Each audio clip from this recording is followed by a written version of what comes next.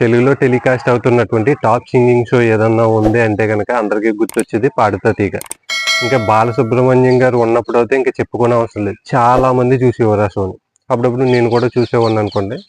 బాలసుబ్రహ్మణ్యం గారి జడ్జిమెంట్, అక్కడ వచ్చినటువంటి కంటెస్టెంట్స్ సాంగ్లు భలే అనిపించింది. చిన్నపిల్లలతో పాటలు పాడించినప్పుడు బాలసుబ్రహ్మణ్యం గారికి ఆ పిల్లలకి మధ్యన చిన్న కాన్వర్జేషన్ నడిచేది. భలే అనిపించేది.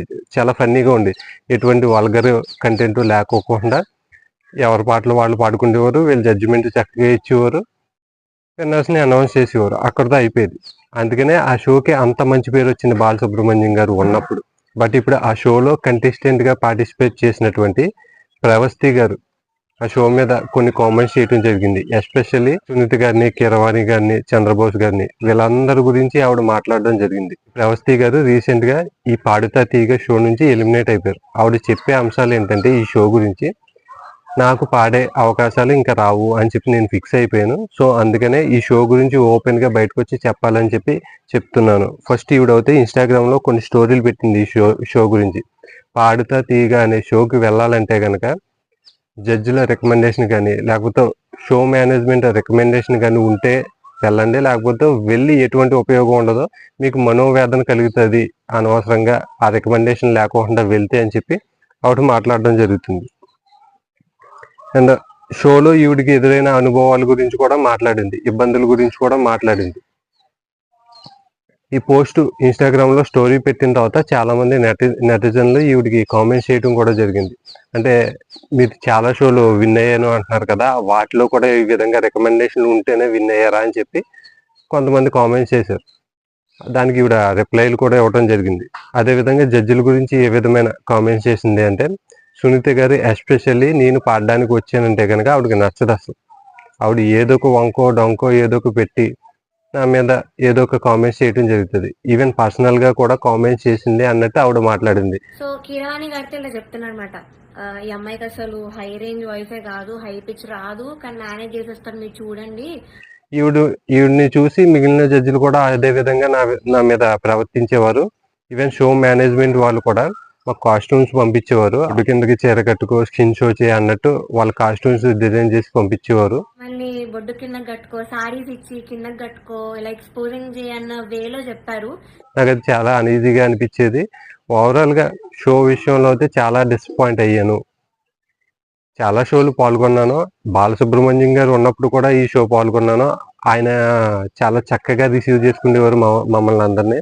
బట్ ఇప్పుడు అటువంటి వాతావరణం లేదు అన్నట్టు ఆవిడ అందరి మీద కామెంట్ చేసింది. షో నడిపించే వాళ్ళ మీద, అదేవిధంగా జడ్జిల మీద, మొత్తం అందరి మీద కామెంట్ చేసింది. లిటరల్ గా ఇది షాకింగ్ అందరికి. దీని మీద అయితే ప్రస్తుతానికి అయితే కీరవాణి గారు కానీ, చంద్రబోసు గారు కానీ, సునీత గారు కానీ ప్రస్తుతానికి ఎటువంటి రిప్లై ఇవ్వలేదు. కానీ ఈ షోల గురించి నిజాలు మాట్లాడుకోవాలంటే కనుక కొంచెం అయితే పెరిగిపోయింది. ఢీ షో కానీ లేకపోతే జబర్దస్త్ కానీ ఈ షోలు వచ్చిన తర్వాత జడ్జిమెంట్ విషయంలో కొన్ని ఏకిల్ చేష్టలు వచ్చేసినాయి. ప్రాపర్ జడ్జిమెంట్ ఉంటుంది అని చెప్పి నేను నమ్మట్లేదు. అదేవిధంగా ప్రవస్తి గారు చెప్పింది కూడా పూర్తిగా 100% కరెక్ట్, ఆవిడ చెప్పింది అంతా నిజమే అని చెప్పి కూడా నేను నమ్మట్లా. 50-50, వాళ్ళని తప్పులు ఉన్నాయి, వీళ్ళని తప్పులు ఉన్నాయి. ఆ ఢీ షో చూసేవాడిని నేను స్టార్టింగ్ లో. అందులో డాన్సుల కంటే ఫైట్లు కంపోజ్ చేస్తున్నట్టు ఉండేది నాకు. సాంగ్ అయిపోయిన తర్వాత జడ్జిలు ఇచ్చే జడ్జిమెంట్ ఉంటుంది, ఇంకా చెప్పుకోను అవసరం. సూపర్ రాబయ్య అనే 2-3 కామెంట్స్ ఏయోటి ఉంటాయి. ప్రతి సాంగ్ అయిపోయిన తర్వాత అటువంటి కామెంట్స్ క్లాప్స్ కొట్టడం అయిపోయింది.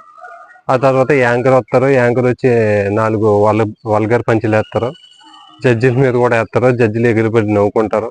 అది ఢీ షోలో జరిగింది. ఏంట్రా బాబు ఈ షో అని చెప్పి చూడడం మానేసి ఇంకా జబర్దస్త్ జోలికి పోతే పొరపాటును కూడా వెళ్ళిపోను కదా. ఇప్పుడు అక్కడ జడ్జెస్ వాళ్ళు ఇచ్చే రిప్లైలు ఉంటాయి, ఇంక చెప్పుకోనక్కర్లేదు. అది హైలైట్. అన్ని పరిధులు దాటేసింది ఆ షో, అన్ని గీతలు దాటేసింది, అన్ని చెరిపేసింది. బట్ ఆ షో అంటే నాకు ఎందుకో ఇష్టం ఉండేది కాదు. ముందు నుంచి నేను ఎప్పుడు చూసేవాను కాదు. చాలా మంది ఇష్టపడేవారు, అంతే మంది తిట్టుకునేవారు కదా ఆ షోని. ఇప్పుడు ఎత్తిపోయింది అనుకోండి. ఈ షోలన్నీ రియాలిటీ షోలు అని చెప్పి పెట్టుకుండి రియాలిటీనెస్ ని తగ్గించేశారు. ఆ జడ్జిలు ఓవర్ యాక్షన్ కానీ, అంటే ఈ పాడితా తీగలో ఓవర్ యాక్షన్ ఉందా లేదా అని నేను చెప్పలేను. ఈ ఢీ షోలో కానీ లేకపోతే ఈ జబర్దస్త్ లో కానీ ఖచ్చితంగా 100% ఓవర్ యాక్షన్ ఉండేది. ఆ యాంకర్ల ఓవర్ యాక్షన్, లేకపోతే డాన్సర్ల ఓవర్ యాక్షన్, లేకపోతే జడ్జిల ఓవర్ యాక్షన్, ఎవరో ఒకరు ఓవర్ యాక్షన్ ఆ షో నిండా ఉంటుంది. పనికొచ్చేది ఏమీ లేదు ఇందులో. అన్ని డబుల్ మీనింగ్ డైలాగులు, చెత్త వరస్ట్ కామెడీ. షోలన్నీ ఈ విధంగా తయారైపోయినాయి.